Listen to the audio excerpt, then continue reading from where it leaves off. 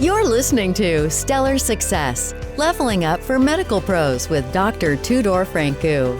Join us as we explore how medical professionals can achieve stellar success in all areas of life. It's time to level up. Dr. Allen Lomax, how are you? I'm doing wonderful. Thank you. It's great to be with you today. Thanks for coming over. How is to lose everything? How is it to lose everything? Well, that's a wonderful question, and I appreciate you asking that. I think in some respects, life is all about losing. I don't think that anyone goes through life without losing something major in their life. I've certainly gone through that a number of times. I guess the first real shakeup in my life was when my marriage unexpectedly ended. Uh, of course, it shouldn't have been a surprise, but I was quite naive in those days. And so it was unexpected. And so it was extraordinarily, extraordinarily devastating. And in many respects, I thought it was the end of the road. And yet, uh, through various different recovery methods, it was actually the first time in my life I went into counseling and therapy. And through that, it was like, I don't know, for those of you who have a Christian background, you're probably familiar with the Saul of Tarsus trip on his road to Damascus, where one day he was blind and the next day he could see. Well, that was exactly what that experience was like for me. So, in terms of losing everything, it it feels like the whole bottom has fallen out. But so often, and certainly in many of my experiences, it's an opportunity for the lights to go on. Without that experience, I mean, my life has been on a totally different trajectory because of that experience. And I've been places, accomplished things that would never have come about in my life. Yeah, that's why I asked you the first question like that, because I want to see how you actually transform this occasion, unfortunate event, I would say, into propulsing you to your success. Tell us a little bit about the journey. About that journey, well, it was really the first time in my life that I really went inside myself. And I stopped rejecting my strengths. And up to that point in time, I looked at introversion as a weakness. I looked at empathy as a weakness. And I shunned all of that in my life, attempting to be something I was never, ever intended to be. And so through that opening, through some very insightful counselors and therapists and support groups, I really went inside and discovered that the things that I had been shunning were the strengths in my life. I and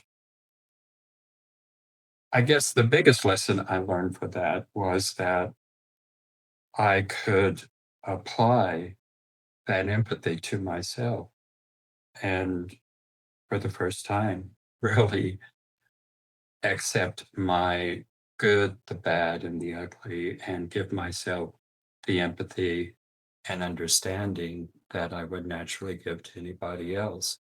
And through that came tremendous empowerment to step away from that devastating experience. I went back to school, got my master's in counseling, and eventually then my PhD in organizational systems psychology. Um, and it was because of that trip inside that it goes, yeah, I have value. I can contribute. There are things that I can do in this world. And it was the first time in my life that I embraced a passion. Up until that point in time, I just was in a ne'er-do-well experience, just living from day to day without really having that passion to really pull me and pull me forward and really to engage in life. So yeah, it was that internal trip. It was the giving myself the empathic understanding that I would give to any friend and giving it to myself. And through that, empowering myself to really discover a, a really deep passion inside me that is a deep passion to really uh, to help others to find themselves and through finding themselves to find their passion. Yeah, it's always I would say a trend that people come out of this so-called failures in their life into transforming themselves inside and out, and finding their passion and finding their real goal in life, just because of that. Um, what happened professionally? Well, I had completed my bachelor's degree. Prior to that, I had an undergraduate degree in music and visual arts education. And so you would think I had a professional footing. I didn't. It was just I had uh, I was teaching in high school, middle school, a place I should never have been because there was just no no way that I could just really help anybody in that environment. So going back to school, getting my master's and then my PhD, that led me into higher education, which is a totally and completely different environment.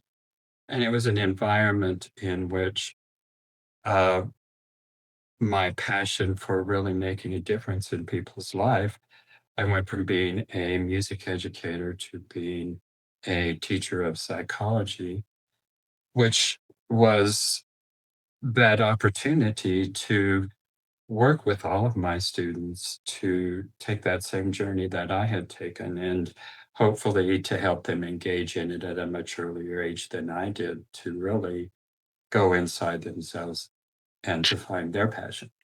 And Yeah, it so it's been a wonderful journey, a second act, you could say. Yeah. yeah, that's awesome. I want to stress the thing that, sometimes medical professionals don't think about psychology as part of medicine for some reason. And I would totally debate that idea because I think psychology is one of the fields that people really don't understand from the medical point of view.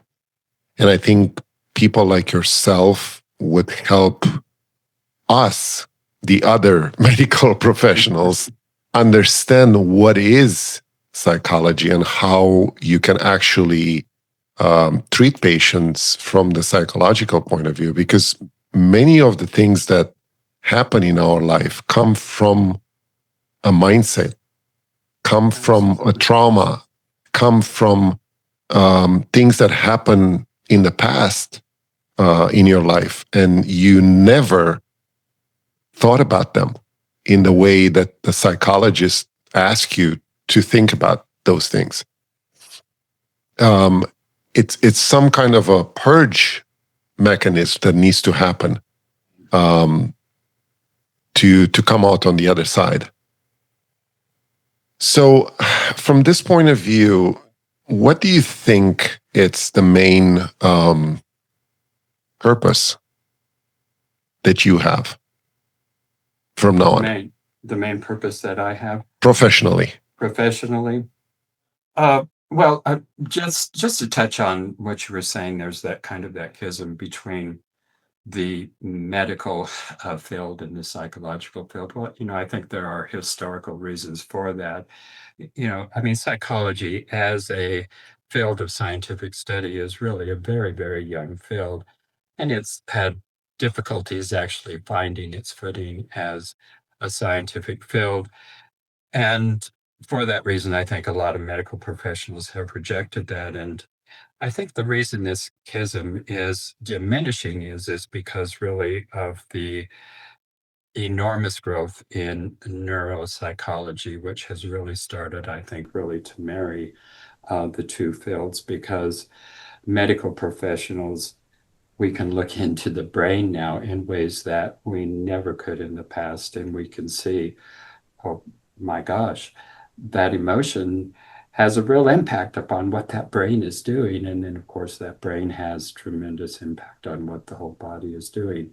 So I think that's one reason the fields are beginning to merge in a very positive and proactive way. So getting back to your question, what is my purpose as a professional?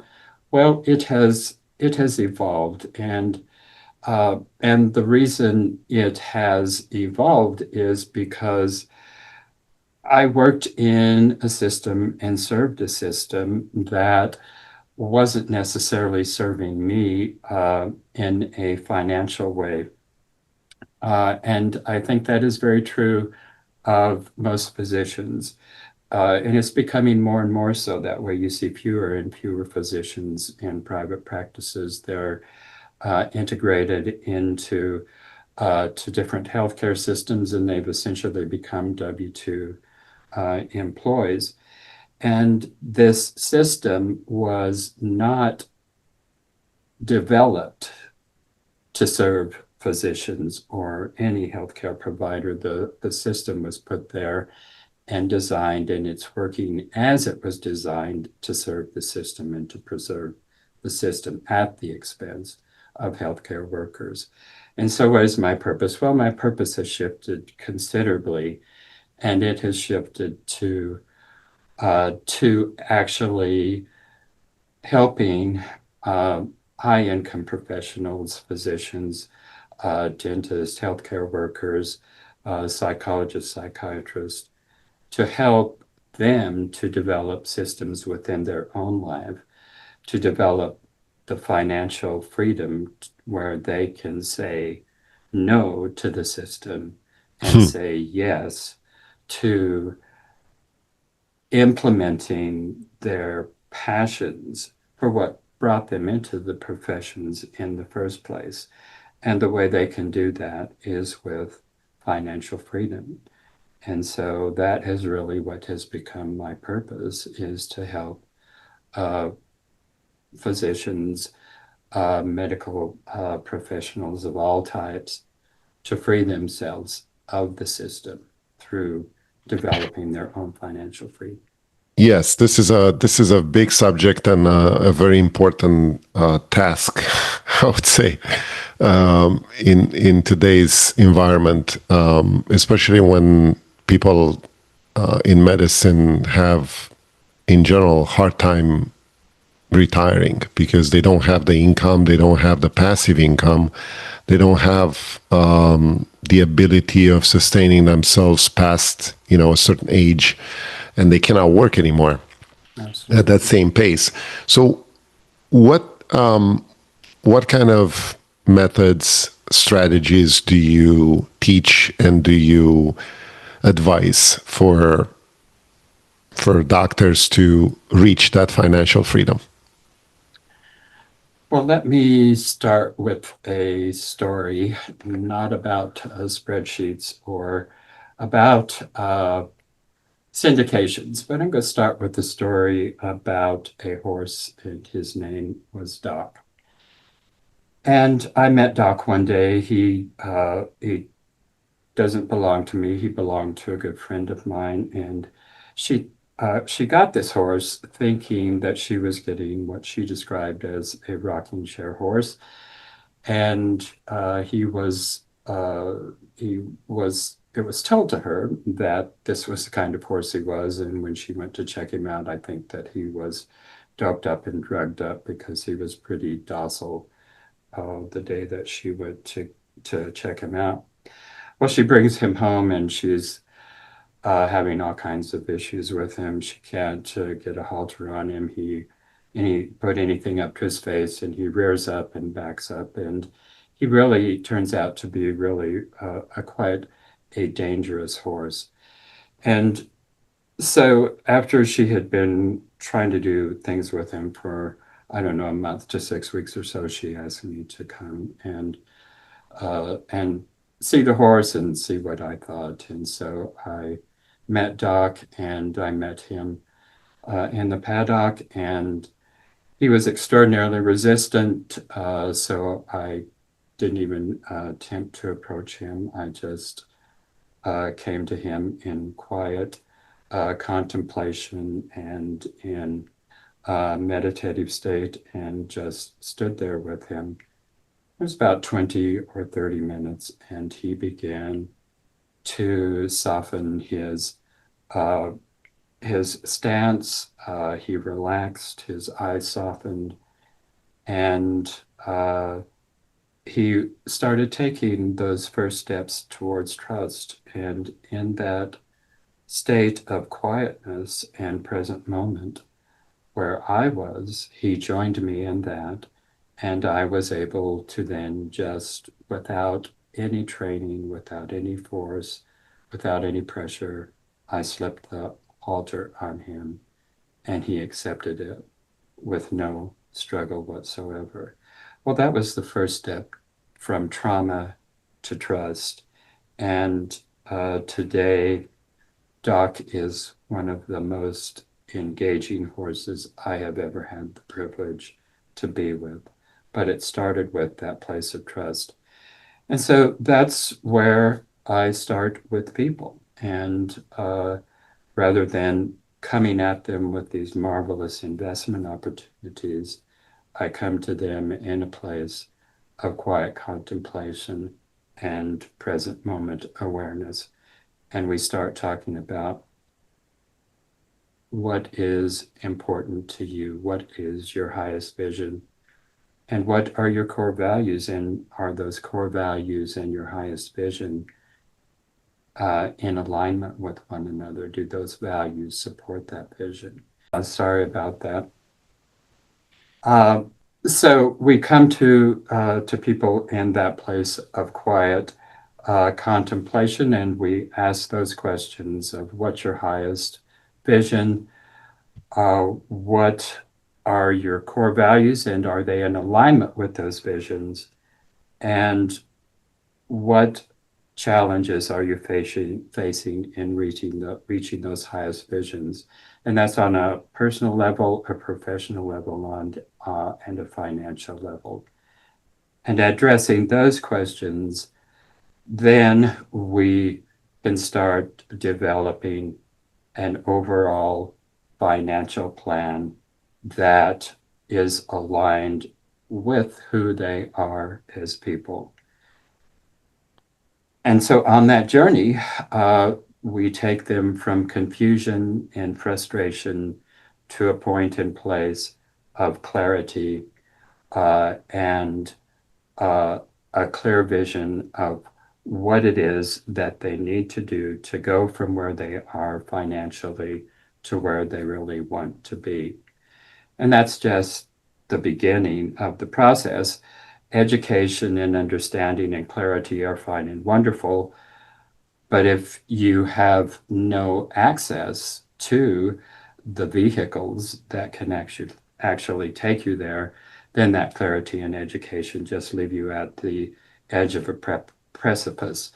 And so we not only have the educational processes, but we also have the access to the private placements that we have personally vetted, not only the opportunities, but we vet the operators.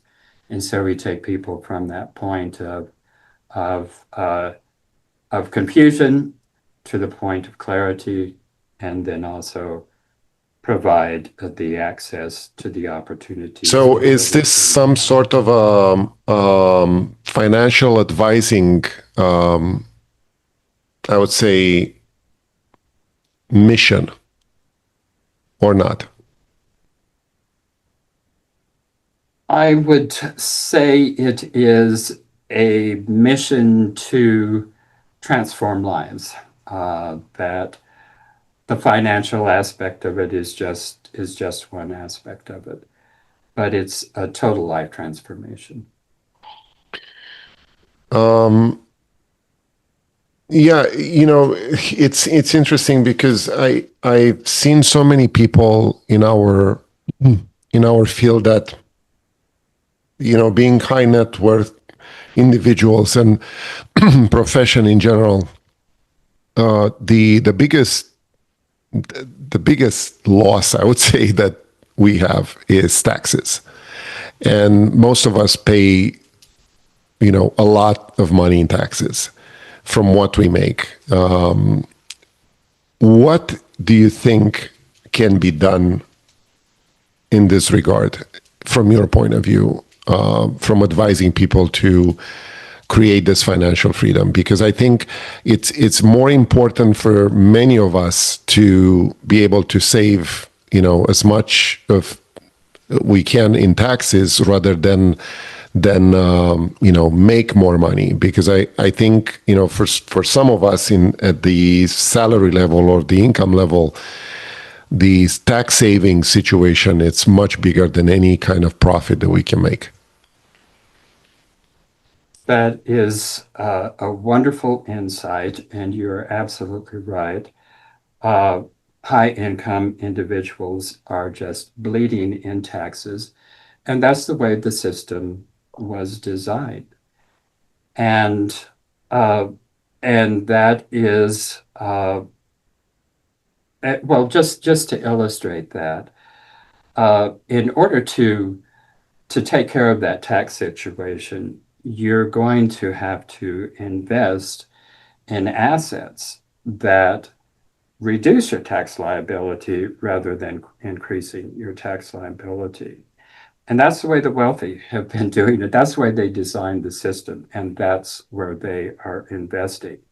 But for example, there's about 13 million or so accredited investors in the United States. Of that 13 million accredited investors, there is only about 5% who cross through this invisible barrier from putting their investments in 401ks, in stocks and bonds, which are doing nothing for them in terms of tax mitigation, to cross over to those private placements where the tax deductions are. So there's this invisible wall, and that's the way the system was created. So that is what we do. We give clarity on how can you pass through this invisible wall. Well, first of all, it's understanding that what private placements are, and understanding that private placements are not this scary, risky investment that many people think that they are, that in fact a 150-year longitudinal study conducted by the San Francisco Federal Reserve Bank reveals that private placements over that 150 years have proven to be not only outperform public options, but they also do it with more stability. And so this myth, first of all, needs to be wiped out. And that's one of the first things that we do, is talk about what are private placements, so that these high-income individuals can understand what they are.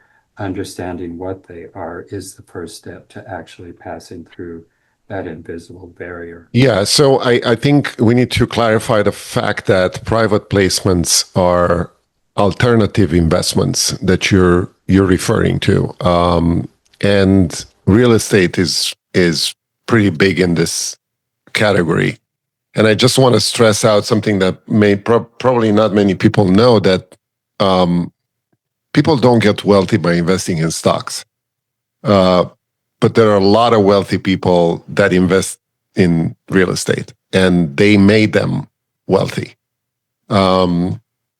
So from this point of view, what are your preferences for people that you're working with and, advise people to do? Well, the first thing is to get educated and understand that that this invisible barrier is just that. It is not impenetrable. That it is easy to pass through that. And yes, private placements are alternative investments in private assets outside of the public markets. And so, in private placement investments, much of those are real estate, not necessarily all of them. We have opportunities in very profitable businesses that have a 20-year stellar track record and are set to be really quite recession resilient. So there are opportunities outside of real estate as well as there are also opportunities uh, in other assets like rare earth elements and what have you. But the first thing is just really to understand how those are structured, and they're always structured through a syndication process. So that the operators are the syndicators. They're putting these opportunities together. They go out and they source the property. If it's real estate, uh, they do the due diligence on that. They put in the offers. They negotiate the contracts. They put in place the management teams to manage the operation and the management teams to manage the actual assets.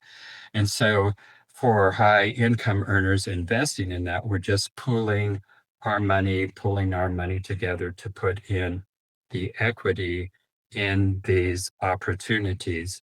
And because we're putting our money into that, then we are getting the returns from the income from the properties. And then, of course, the big payoff always comes on the disposition of that through either a refinance of that or a selling of that property. The cash comes back and is multiplied, generally speaking, in a 3 to 5 year period, 2 times multiplier of what was invested in that.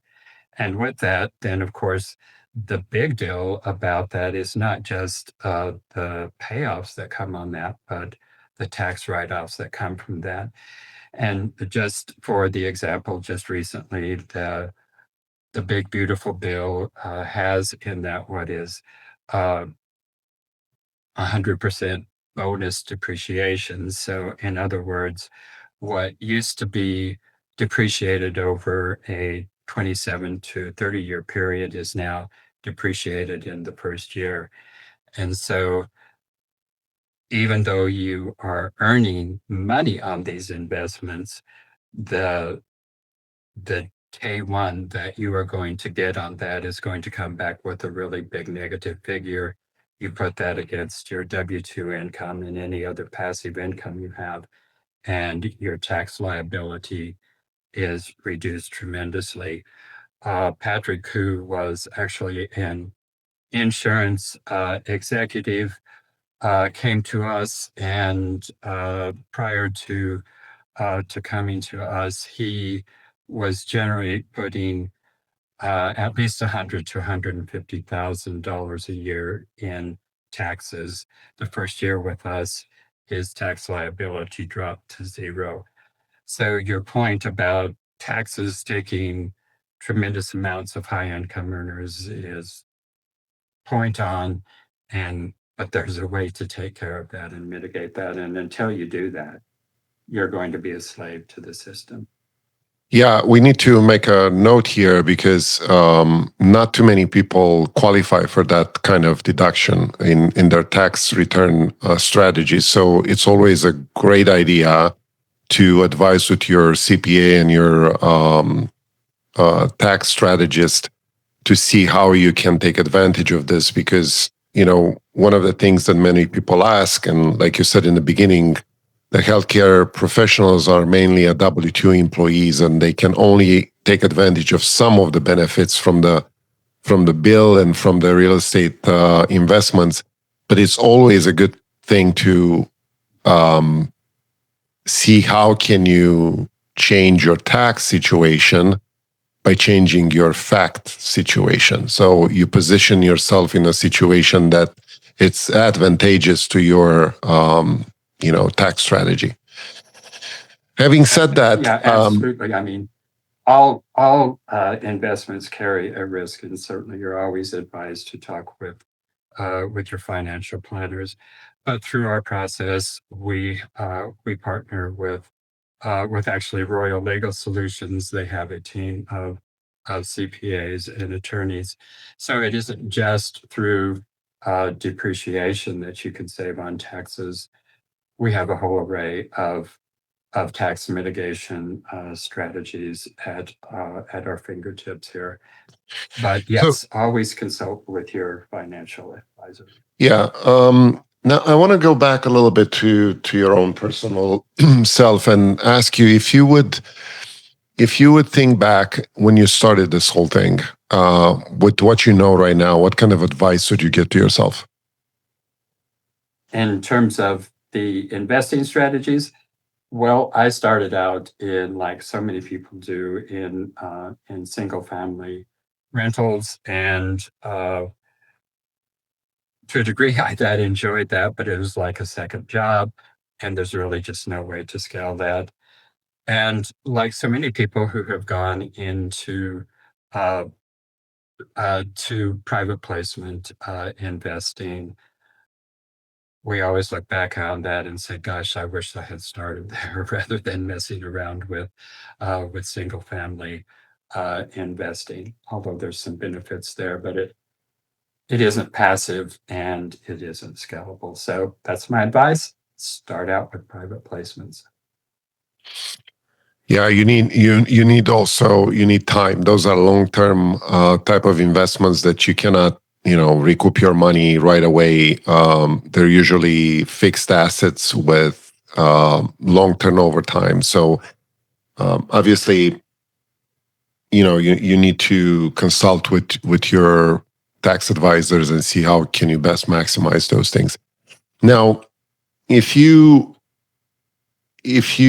want people to reach out to you, how can they reach out to you, learn more about the strategies and what you're doing?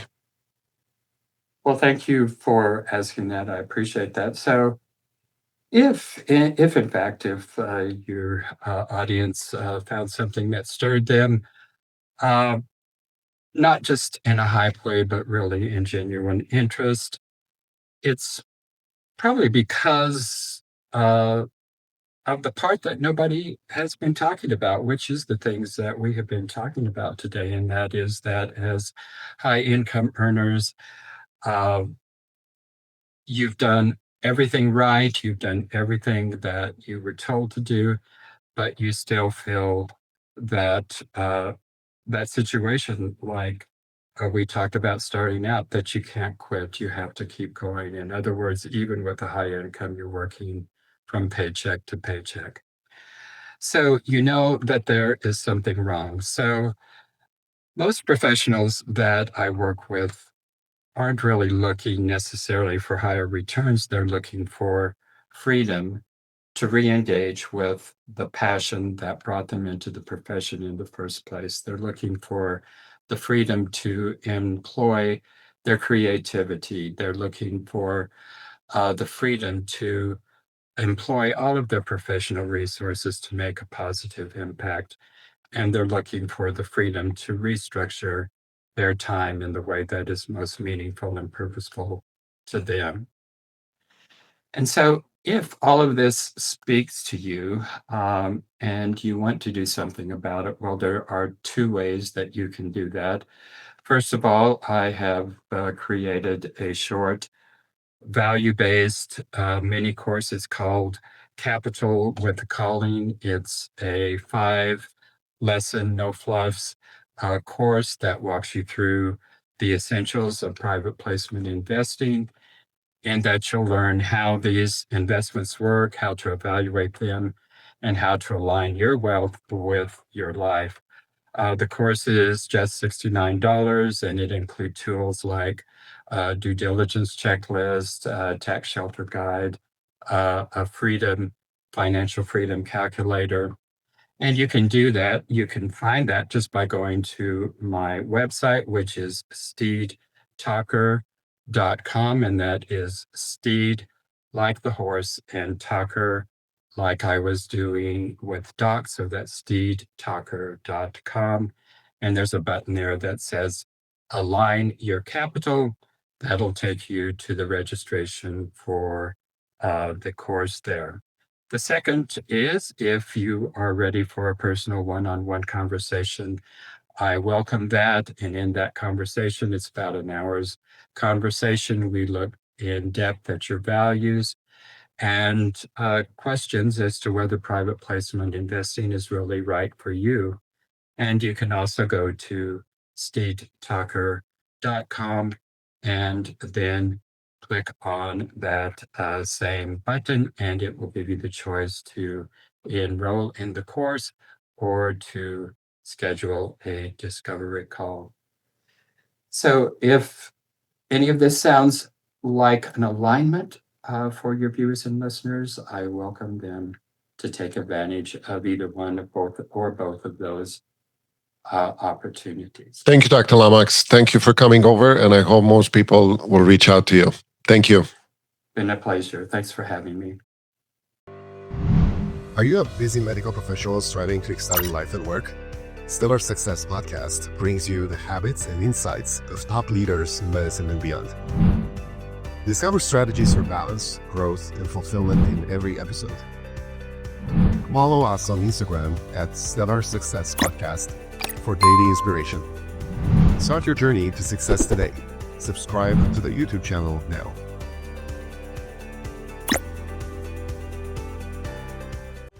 That's a wrap on Stellar Success, Leveling Up for Medical Pros with Dr. Tudor Francu. Interested in joining us? Go to stellarsuccesspodcast.com/guest to apply.